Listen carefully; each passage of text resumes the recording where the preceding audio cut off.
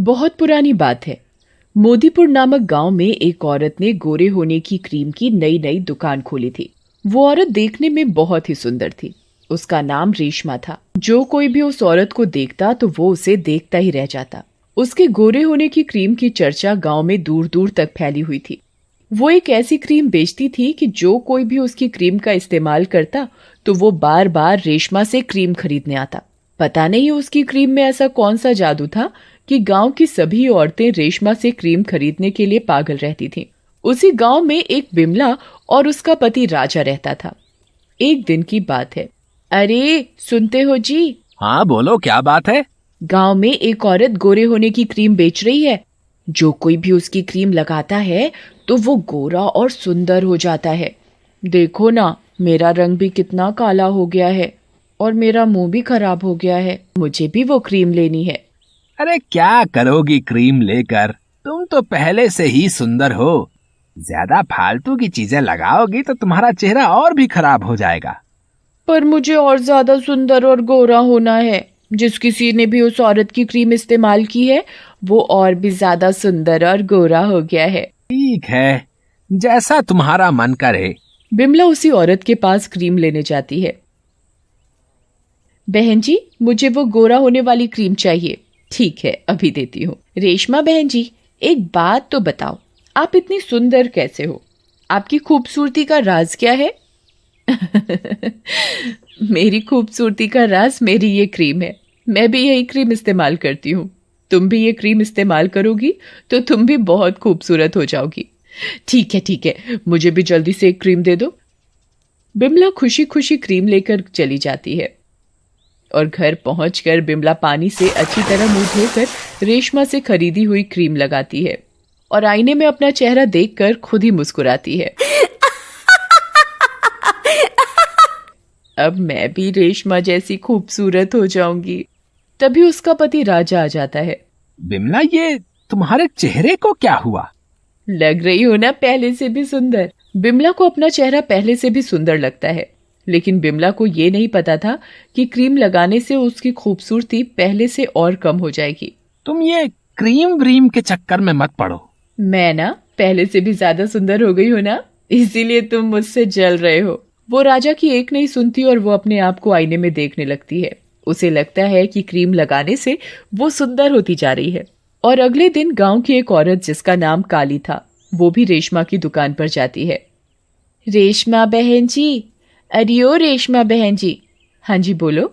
रेशमा बहन जी, मुझे भी वो गोरा करने वाली क्रीम लेनी है। देखो ना मैं कितनी काली हूँ, इसीलिए सब मुझे काली बुलाते हैं। मुझे भी गोरा होना है आपके जैसा। पास ही में रेशमा की दुकान है, तुम उसके पास से वो क्रीम ले आओ। रेशमा पहले से भी ज्यादा खूबसूरत और गोरी लग रही थी। वो काली को दुकान का रास्ता देती है। काली क्रीम लेने चली जाती है। क्रीम बेचने वाली रेशमा नहीं एक चुड़ैल होती है। वो काली को भी वो क्रीम दे देती है और वो मन ही मन खुश होती है। वो दिन दूर नहीं जब मैं गांव की सारी औरतों की सुंदरता चुरा लूंगी और किसी को पता भी नहीं चलेगा और मैं दुनिया की सबसे खूबसूरत औरत बन जाऊंगी। देखते ही देखते गांव की सभी औरतें कुछ दिन तो बहुत सुंदर हो जाती हैं, पर फिर अचानक बदसूरत होने लगती हैं।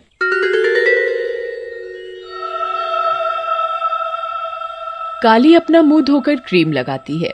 क्रीम लगाते ही काली और काली हो जाती है, पर उसे लगता है वो बहुत सुंदर लग रही है और वो खुशी से गुनगुनाने लगती है। अरे काली, ये तेरे मुंह को क्या हुआ है? तू तो पहले ही इतनी काली थी, अब तो और बुरी लग रही है। और वो काली का चेहरा देखकर हंसने लगता है। मैं गोरी हो गई हूँ ना, इसीलिए तुम मुझसे चिढ़ रहे हो। काली का चेहरा सही में पहले से भी ज्यादा काला हो जाता है। इस क्रीम के चक्कर में तू पागल हो गई है काली। मेरी बात मान और इसे लगाना छोड़ दे। जमलू घर के किसी काम के लिए बाहर चला जाता है। दूसरी ओर पंडिताइन भी पंडित जी से क्रीम के बारे में बात कर रही होती हैं। पंडित जी, मुझे आपसे एक बात कहनी है। गांव की औरतें क्रीम लगाकर कितनी गोरी और सुंदर होती जा रही हैं। मुझे भी गोरा और सुंदर होना है। अरे भाग्यवान, अब तुझे क्या पड़ गई बुढ़ापे में सुंदर दिखने की? तू तो आज भी 25 की लगती है। अजी छोड़ो ना, तुम भी ना मजाक करते हो। कसम से तुम्हें तो क्रीम की जरूरत ही नहीं है। देखो, तुम मुझे मत बहलाओ, मुझे क्रीम चाहिए तो चाहिए बस। अब ये पंडिताइन मानने वाली तो है नहीं। अच्छा ठीक है, तुम वो क्रीम ले आना। पंडिताइन को भी बुढ़ापे में सुंदर दिखने की क्या जरूरत पड़ गई।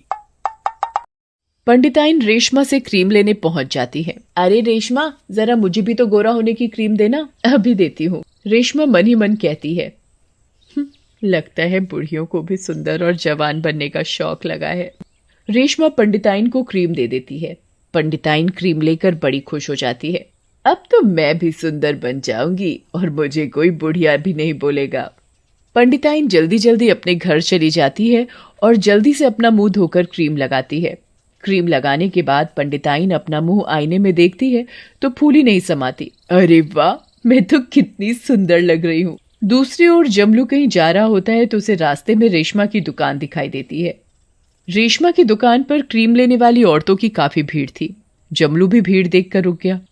वो रेशमा को देखता तो उसे देखता ही रह जाता है। उसे रेशमा पहले से भी ज्यादा खूबसूरत लग रही थी। वो मन ही मन सोचता है, गांव की औरतें दिन पर दिन बदसूरत होती जा रही हैं और रेशमा खूबसूरत, आखिर चक्कर क्या है। और वो अपने काम के लिए निकल जाता है। आगे चलकर जमलू को रास्ते में राजा मिलता है। और जमलू भाई कैसे हो? ठीक हूँ राजा भैया, पर पता नहीं ये तुम्हारी भाभी को क्या हो गया है। आजकल कोई क्रीम लगाने लगी है और बस सुंदर होने के चक्कर में पागल हो रही है। हाँ जमलू भाई, तुम ठीक कह रहे हो, तुम्हारी भाभी का भी यही हाल है। मैं अभी रेशमा की दुकान के सामने से आ रहा हूँ। वैसे रेशमा है बहुत सुंदर, कोई भी देखे तो देखता ही रह जाए। अच्छा, मैं उसी तरफ जा रहा हूँ, मैं भी देखूं कौन है ये रेशमा। हाँ जरूर देखना। चलो अब मैं घर चलता हूँ, रात हो गई है, तुम्हारी भाभी मेरा इंतजार कर रही होगी। जमलू अपने घर की ओर चल देता है और राजा दूसरी ओर। कुछ ही दूर चलने के बाद राजा को रेशमा की दुकान दिखती है। रेशमा के घर की खिड़की में बहुत रोशनी आ रही होती है। अरे इतनी रात में ये रेशमा अपने घर में क्या कर रही है? जरा मैं आज इस रेशमा से बात करके आऊं कि ये क्यों सारी औरतों को पागल बना रही है। राजा रेशमा के घर की खिड़की से अंदर देखने लगता है। अंदर का नजारा देखकर राजा बहुत बुरी तरह डर जाता है। वो देखता है कि रेशमा अपने रूप से चुड़ैल के रूप में बदल जाती है और एक बड़े से बर्तन में खून और मांस डालकर उसे चला रही होती है और जादू से उसकी क्रीम बना रही होती है। अब गांव की औरतों की सारी सुंदरता खत्म हो जाएगी और मैं दिन पर दिन सुंदर और जवान हो जाऊंगी। हे भगवान, ये तो चुड़ैल है। ये चुड़ैल गांव की सभी औरतों की सुंदरता चुरा रही है और खुद दिन पे दिन सुंदर होती जा रही है। राजा चुपचाप वहां से निकलकर अपने घर चला जाता है और घर पहुंचकर अपनी बीवी को जोर जोर से आवाज देता है। जैसे ही जमलू की पत्नी बिमला सामने आती है, राजू उसे देखकर बहुत डर जाता है और चिल्लाने लगता है। अजी पागल हो गए हो क्या? मैं क्या तुम्हें कोई चुड़ैल नजर आ रही हूँ? लग रही हूँ ना कटरीना कैफ। अब मैं तुम्हें कैसे समझाऊं? तुम सुंदर नहीं और ज्यादा बदसूरत हो गई हो। ये सब उस चुड़ैल रेशमा का करा धरा है। राजा बिमला को सारी बात बताता है। दूसरी ओर जमलू की पत्नी का भी यही हाल होता है, पर जमलू की पत्नी काली तो पूरी चुड़ैल लगने लगी थी। गांव के सभी आदमी रेशमा की क्रीम से परेशान होकर आपस में बात करते हैं। अरे भाई, ये रेशमा कोई खूबसूरत औरत नहीं है, बल्कि एक चुड़ैल है। मैंने अपनी आंखों से उसे रात में तांत्रिक पूजा करते देखा है।